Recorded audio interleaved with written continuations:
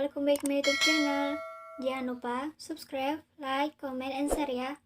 Oke, next kita lanjutin ya ceritanya. Bab 23. Menginginkannya. Pesta pernikahan hanya tersisa hari ini. Semua orang sibuk menyiapkan kebutuhan besok. Di gedung tertinggi, begitu sangat indah dengan bermacam-macam hiasan yang bergelantungan di atas. Kursi dan meja tersusun rapi, dan altar pernikahan yang sangat indah. Pot untuk menaruh bunga mewah sudah disediakan di atas meja masing-masing. Mereka akan menaruh bunga mawar itu esok hari. Resepsi pernikahan diadakan pukul 10 siang. Dengan sangat singkat, semua undangan sudah tersebar. Orang-orang bergotong royong pergi ke pusat perbelanjaan.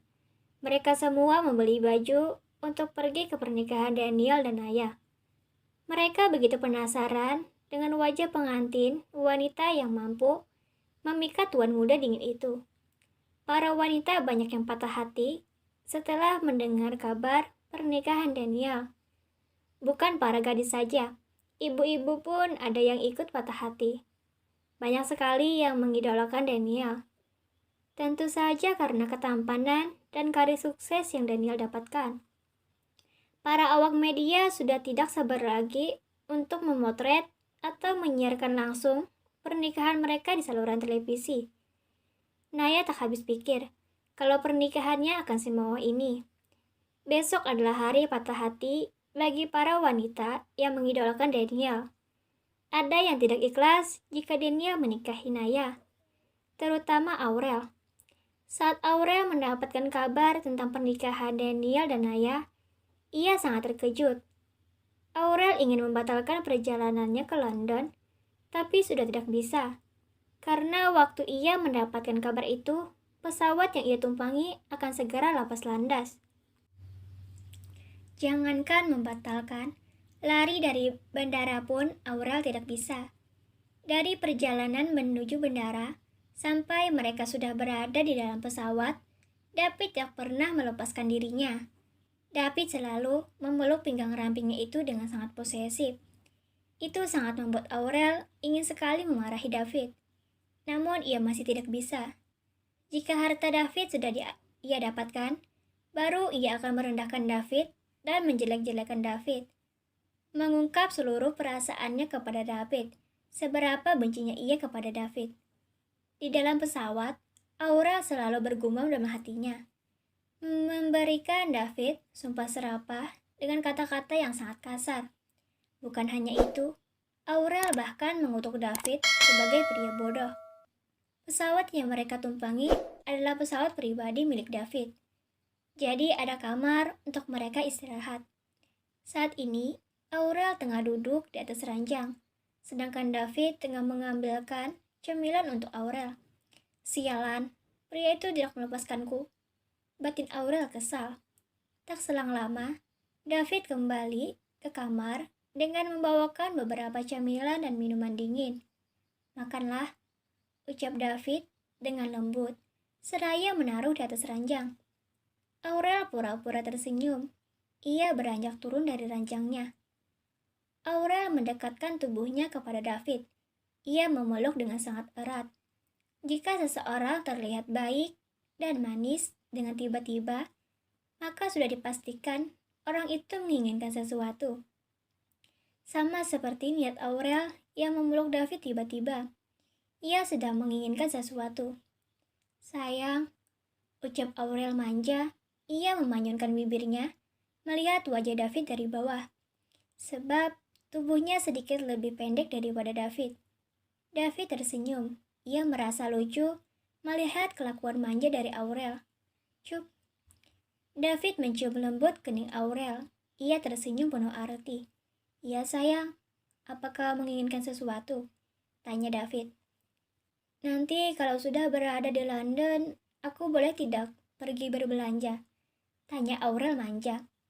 David terkekeh pelan. Ia gemas melihat tingkah polos dari Aurel. Dalam hati David, ia merasa beruntung karena sudah menemukan wanita seperti Aurel. Aurel begitu sangat lembut dan bisa menarik perhatiannya. Ditambah Aurel bisa menjaga kesuciannya. David berencana ingin mengajak Aurel untuk menikah dengan waktu cepat. Karena David ingin memiliki keturunan yang akan menjadi penerus semua aset yang ia miliki.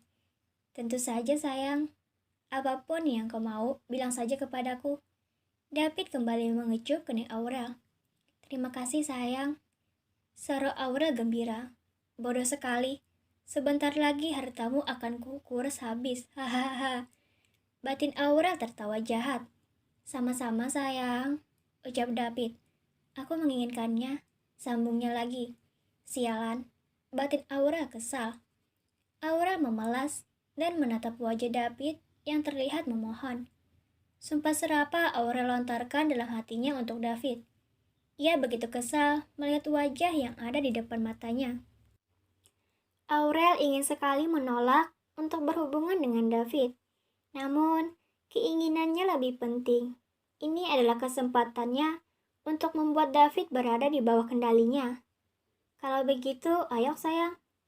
Keduanya langsung berbaring di atas ranjang dan memulai ritual suami istri. Tubuh keduanya sudah bersatu. Suara kecil yang begitu menggelikan mulai terdengar. Keduanya akan menjalani ritual tersebut cukup lama, karena perjalanan ke London membutuhkan banyak waktu. Sementara di dalam toko pusat perbelanjaan, saat ini Naya tengah memilih gaun miliknya, ditemani Daniel yang selalu berada di samping Naya. Pria itu tidak membiarkan calon istrinya untuk pergi sendiri. Jika ia sibuk dan Naya ingin pergi, maka 5 pengawal yang akan mengawasi Naya. Menurut Naya, itu terlalu berlebihan. Namun setelah ia dinasehati oleh kakaknya, mau tidak mau ia harus menurut. Setelah menikah dengan Daniel, pasti akan ada yang mengincarnya. Toko yang saat ini Naya berada adalah toko milik Daniel sendiri. Bahkan semua gaun yang sudah tersedia itu dibuatkan khusus untuk Naya. Ada 10 gaun pengantin yang sudah disediakan. Naya hanya tinggal memilih saja. Naya bahkan bisa mengambil semuanya, atau bahkan seluruh gaun yang ada di dalam toko butik itu. Naya masih terdiam menatap ke 10 gaun yang berada di dalam lemari kecil satu persatu. Bagaimana tidak bingung, semua gaun yang berada di toko itu sangat indah dan mewah. Terima kasih, jangan lupa subscribe, like, comment, and share ya. Dadah.